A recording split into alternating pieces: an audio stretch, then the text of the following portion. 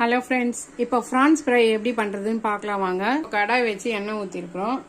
கடுகு போட்டுக்கலாம், சோம்பு பட்டை லவங்கம் போட்டுக்கலாம், கருவேப்பிலை போட்டுக்கலாம், ஒரு 2 பச்சை மிளகா, இப்போது வெங்காயம் போட்டுக்கலாம், தக்காளி போட்டுக்கலாம். இந்த தக்காளி வதங்கிறதுக்கு கொஞ்சமாக உப்பு போட்டுக்கலாம். இப்போ ஒரு ஸ்பூன் இஞ்சி பூண்டு பேஸ்ட்.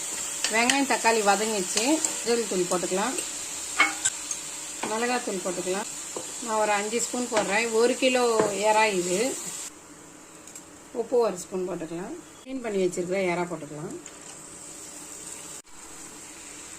ஒரு 1/2 கப்பு தண்ணி ஊற்றிக்கலாம். குழம்பா இருக்குது. இதே போல் இந்த ஸ்ட்ரக்சரோடையே போதும்னா நிறுத்திக்கலாம். நான் இன்னும் கொஞ்சம் தொக்கா பண்ண போகிறேன். ப்ரான் தொக்கு ரெடி ஆயிடுச்சு. தண்ணி எல்லாம் நல்லா சுண்டி வந்துச்சு. அவ்வளோதான். லாஸ்ட்டாக கொத்தமல்லி கருவேப்பிலை போட்டு கலந்து விட்டுடலாம்.